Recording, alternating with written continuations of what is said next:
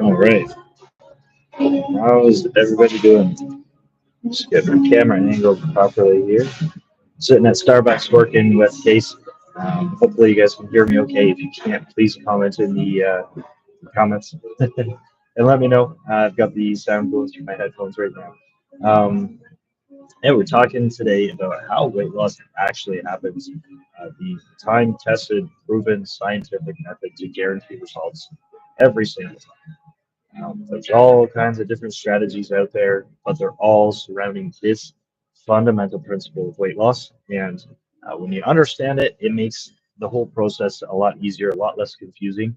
And that's what I'm hoping to communicate to you guys today. So, uh, with every call, we start off with wins. So, we'll start off with our wins today.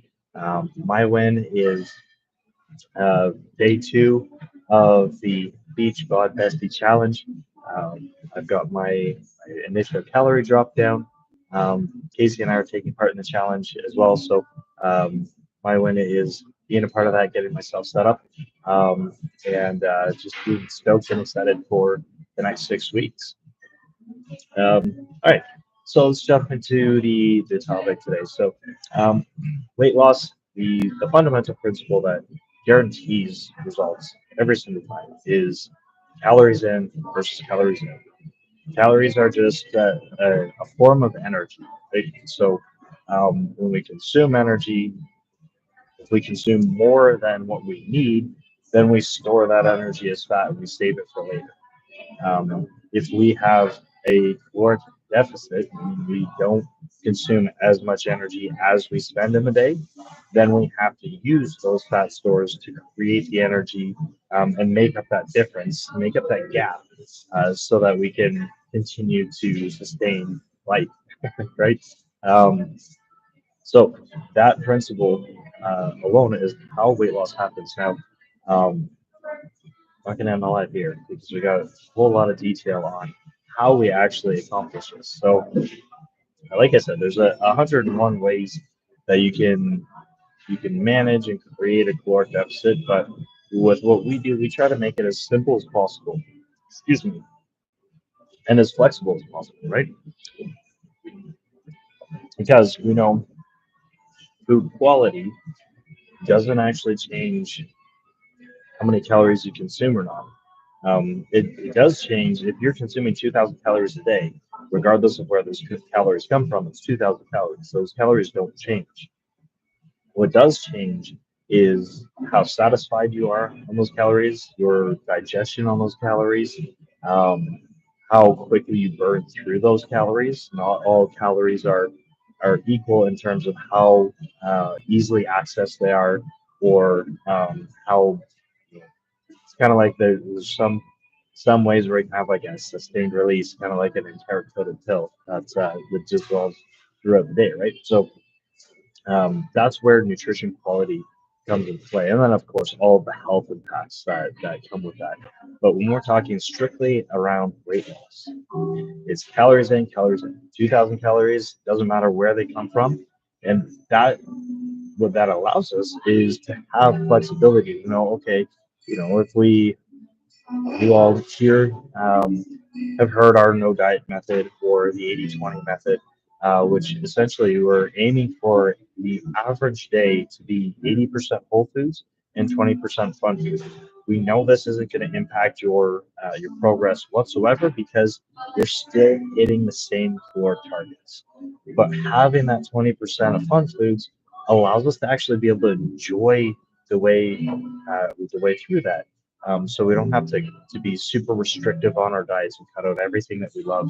I'm trying to think. I don't have any tasty treats in front of me today, but um, it's important to be able to have those things to stay satisfied. How many of us here have tried to lose weight and have gotten like super strict on things, and then ended up burning out because I'm like, oh man, like I haven't had pizza in like 3 months and I want it so badly, and then you have that one night where you're like, I don't care, I'm having pizza and I'm having as much as I want. It's one night, I'm just gonna have as much as I want, and it derails everything after that. You get the taste for it, and then you want the other things that you haven't had, like the cookies and the ice cream, and the burgers, and the fries.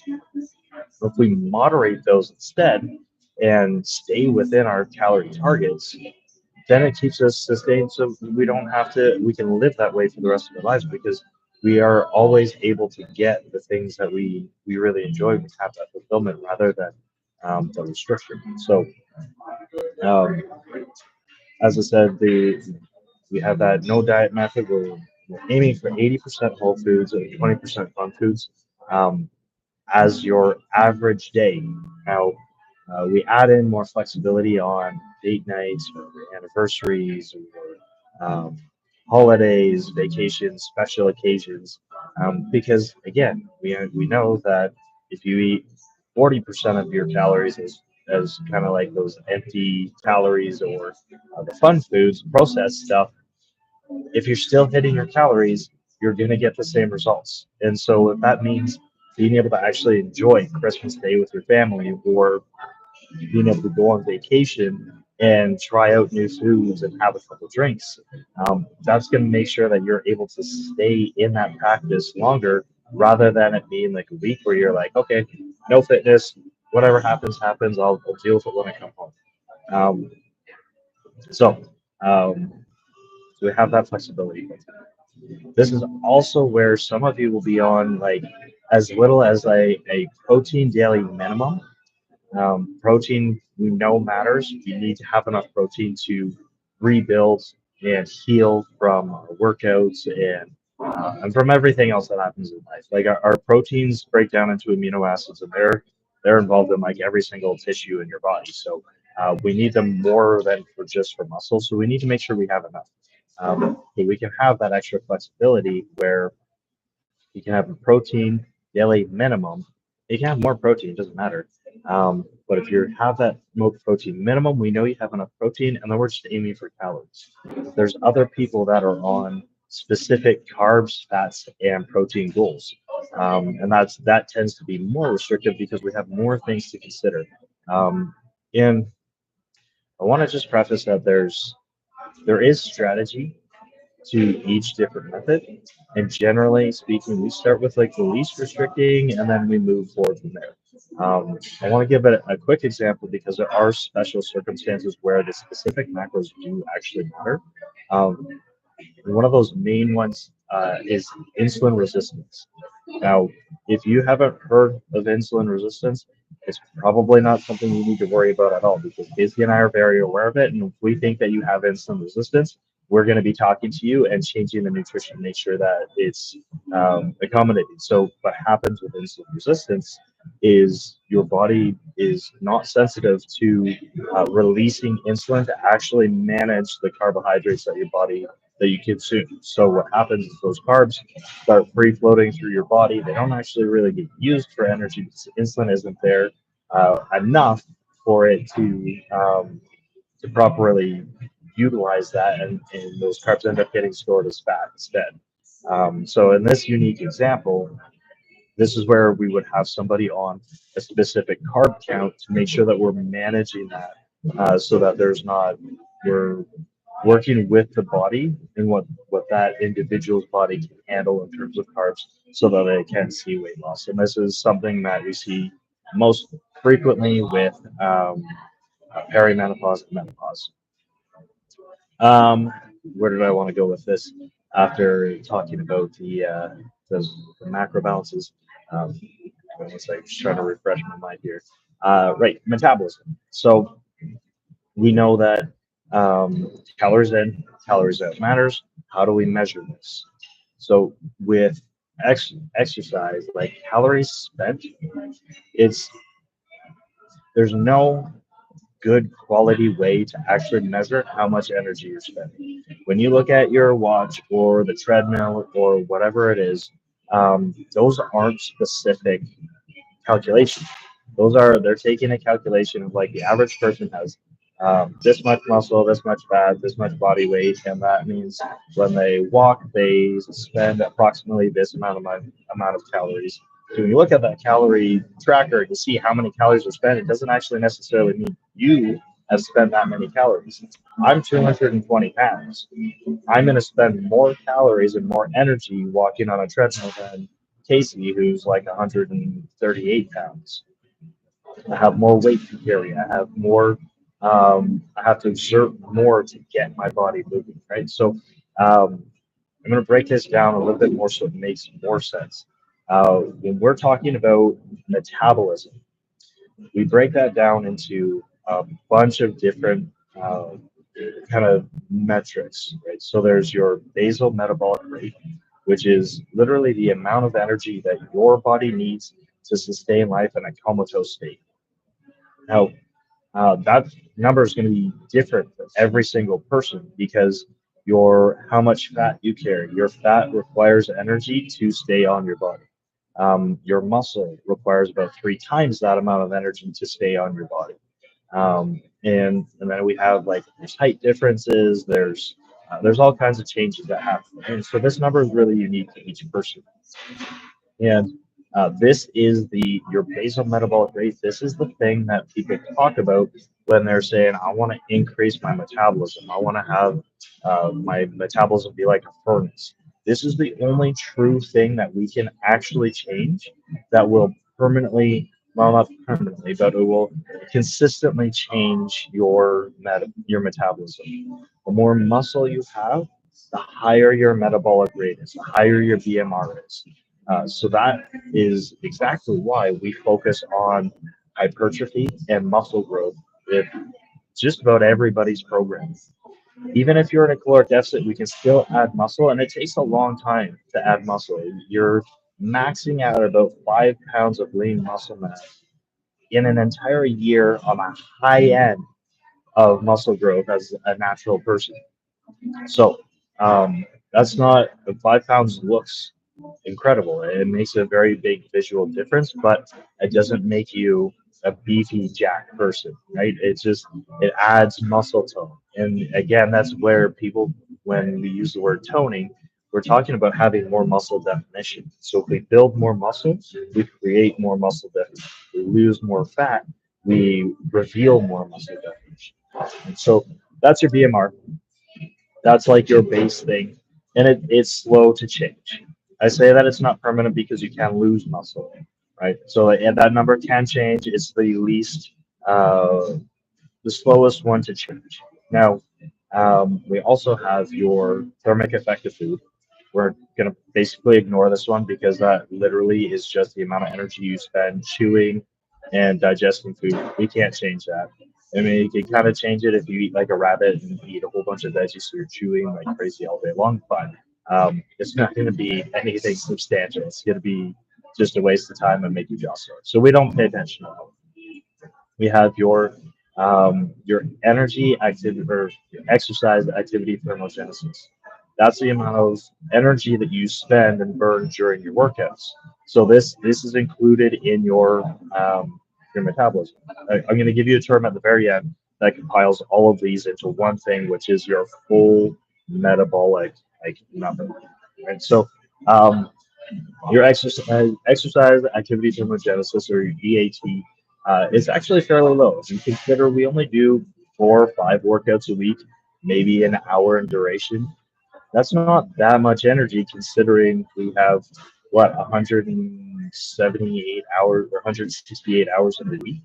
There's only 4 hours or 5 hours there that's accounting for energy. So it's really common where people will freak out and panic if they miss a workout, being like, "Oh, like my results are going to change." That's like such a small portion of the energy that you spend in the week. So missing one workout here and there is not going to actually really make any meaningful difference.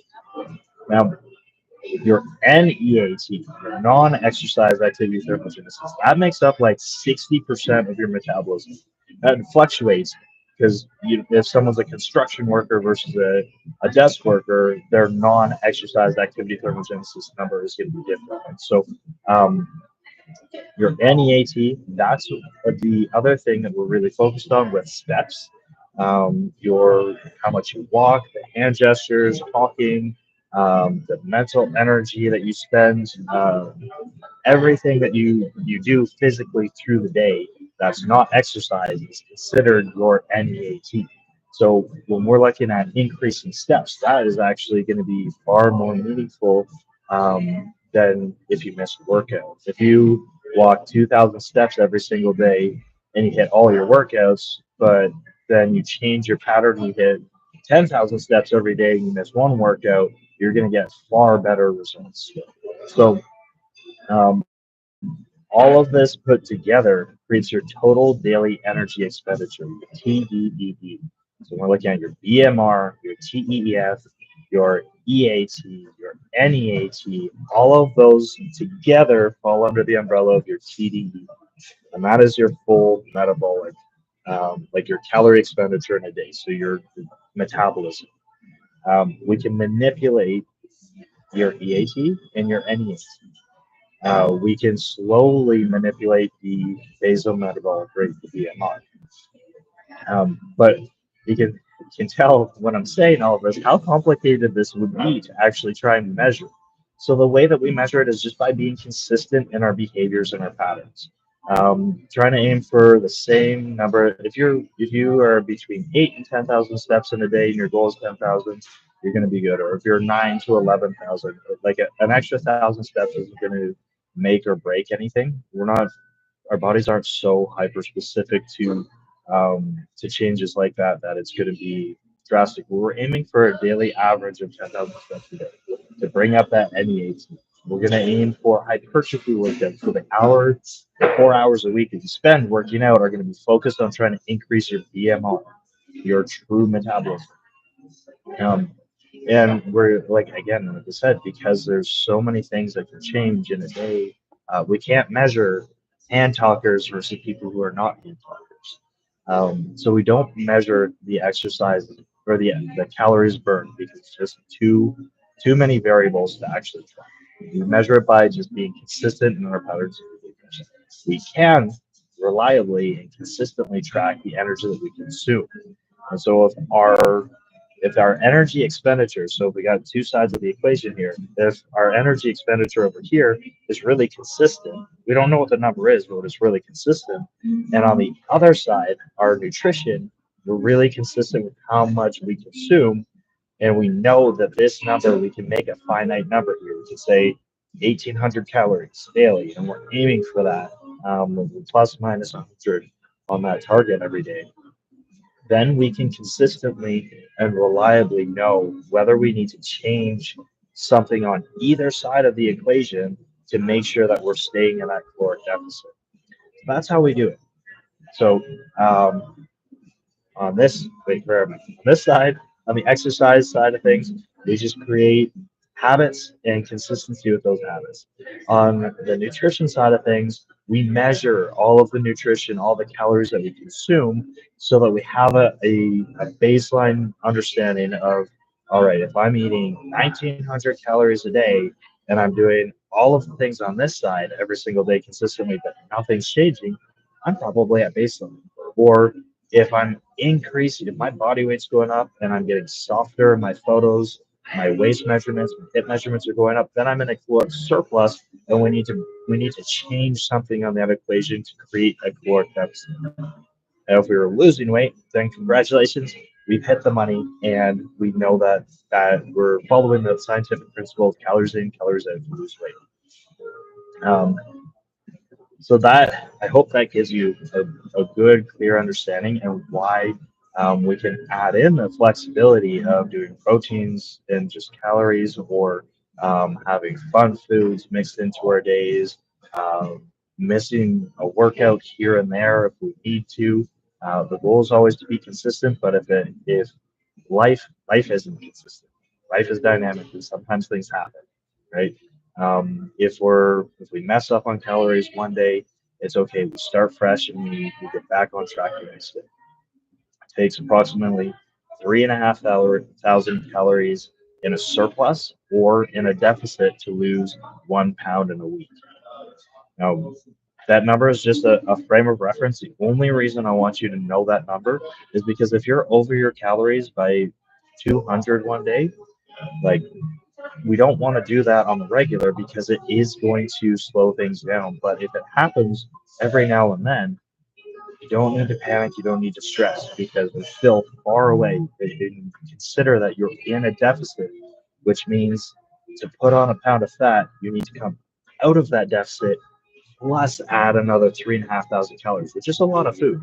Um, Alcohol is the quickest way to do it because alcohol carries a lot of calories, and one night of drinking can easily hit 5, 6, 7,000 calories consumed. That's where we want to be careful with things, right? So, um, I think that's all I wanted to add for you guys. I hope that it kind of explains the whole weight loss process and how we're doing things and how we're going to achieve results. Just to recap, we're looking. I kind of recapped already, so I'm not gonna beat a dead horse here. Um, and I hope that gives you guys some knowledge and some confidence on how to approach things and how to just. The worst thing that happens is when people fall off track and they get into that mindset of like, oh, like I totally fucked up yesterday, so like this whole week's a write off. It's not the case. Get right back on track. Just every day, every 24 hours is a clean slate. Start again. If you had a bad day yesterday, be 1% better today. If you had a really good day, try to match that. If it's not as good, that's okay. Just try to pick yourself up and carry on the next day. If you have any doubts or questions or concerns, excuse me, make sure you reach out to Casey and I.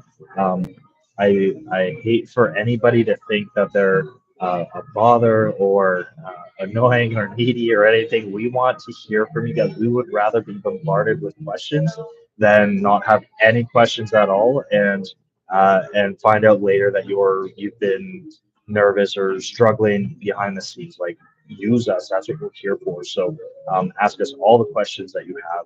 Don't ever worry about being needy or anything like that. Um, this is a coaching program, and this is our job. Our job is here to support you and to serve you. So we want to do that. So use us to your advantage for everything that you can. Um, and if you're in the challenge, then same thing applies. You're brand new to the program, so ask us a million questions. Let us help you. Let us teach you, because we want you to get the best results possible, and you want to get the best results possible. All right. So that wraps up our call for today. I hope that was beneficial and helpful for everybody. If you're watching on replay, hashtag replay. Drop your win and your biggest takeaway. Um, Other than that, we will see you on Casey's Live on Thursday at 4 o'clock. All right. Have a lovely evening, everybody.